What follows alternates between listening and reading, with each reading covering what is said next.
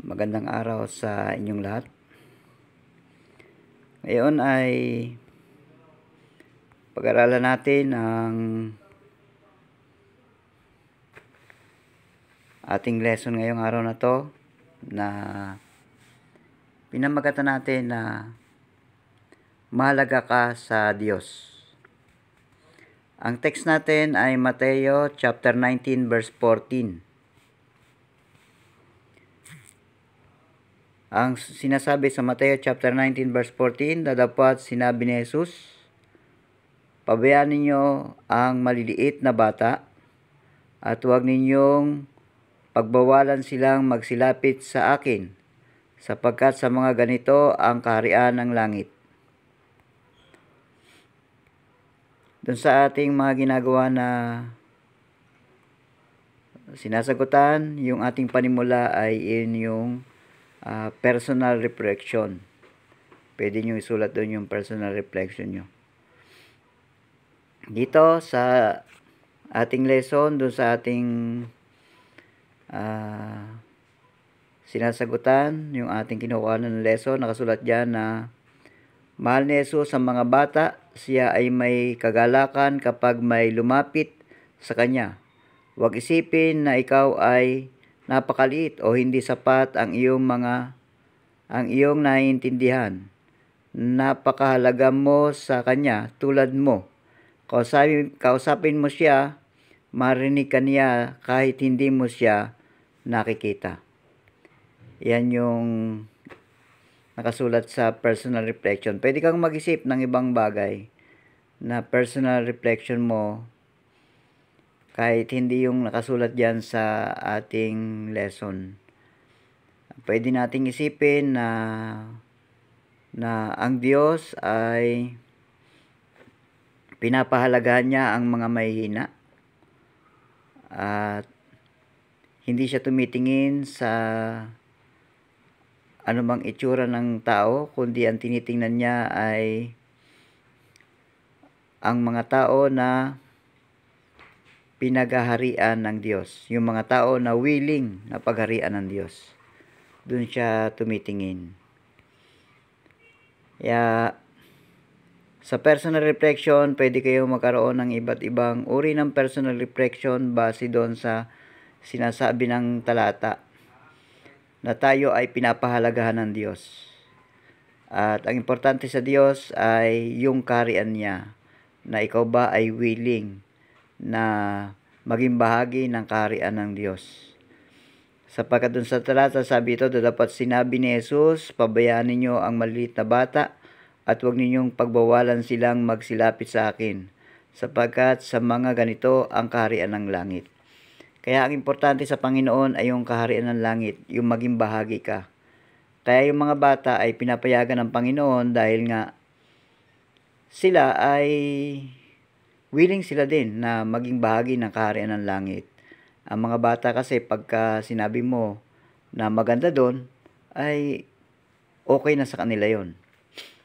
Katulad ng, siyempre, ang kaharian ng langit ay isa sa mga napakagandang lugar. Hindi katulad ng mga may edad na, maaaring busy sa buhay, ayaw nila kahit pasabihan mo na maganda dun sa lugar na yon, sabihin nila may ginagawa ako, hindi ako pupunta dyan. O sabihin mo na gusto mo ba na maging bahagi ng kaharian ng Diyos, may duda pa sila. Ganon. Samantalang isang bata, pag sinabihan mo na gusto mo bang maging bahagi ng kaharian ng Diyos, sabi niya, oo na. At masaya sa kaharian ng Diyos. Paano ang gagawin sa kaharian ng Diyos? Ay umaawit. Nandun si Jesus. Yung mga bata na simple lang ang isipan ay madali mo silang mahikayat na maging bahagi ng kaharian ng Diyos. Kaya yun ang importante sa Panginoon. Tingnan natin yung reflection natin patungkol sa Diyos. Ang Diyos ay pinapahalagahan kahit ang mga bata o may hina. Yan yung reflection natin patungkol sa Diyos. Pwede mong dagdagan naman ng iba pa kung nais mo. Pwede mong dagdagan na ang Diyos, ang gusto niya ay yung nagnanais din na maging bahagi ng kanyang kaharian. Dahil dun sa talata ay nababanggit yung kaharian ng Diyos. Pinapahalagahan ng Diyos yung mga mahihina dahil nakita natin to sa mga bata. Dahil pinapahalagahan ng Diyos yung mga bata. Okay, sa tao naman, ano ang pwede nating maging reflection sa tao? Ang tao ay dapat umasa sa Diyos tulad ng isang bata. Yun namang personal na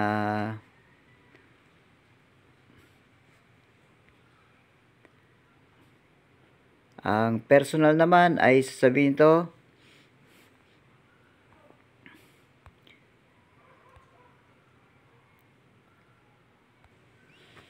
yung personal dito, pwede natin ditong isulat yung ako ay umaasa sa Diyos tulad ng bata. O pwede rin naman na ako ay mahina na umaasa sa Diyos. Ang Diyos ang aking kalakasan tulad ng isang bata. Yun yung personal. At yung pwede naman natin gawin, ano ba yung pwede nating application? Ang application natin ay, ang gagawin ko ay magtiwala sa Diyos. Sa isip ko ay ilalagay ko na mahalaga ako sa Diyos. Pagka naisip mo na mahalaga ka sa Diyos, ay madaling magtiwala sa Diyos. Ito naman, makikita rin naman natin yung sa pangkalahatan. Ang bawat isa ay tulungan na magtiwala sa Diyos sa pamamagitan ng pag-aaral ng mga talata sa Bible na nagsasabi ng pangako ng Diyos. Kung i-review natin yung nakalipas, ay pinag-aralan natin nakalipas ay yung pagtitiwala ni Abraham. Kaya makikita natin na napakahalaga ng pagtitiwala sa Panginoon. At yung pagtitiwala sa Panginoon ay dapat maramdaman natin na mahalaga tayo sa Diyos.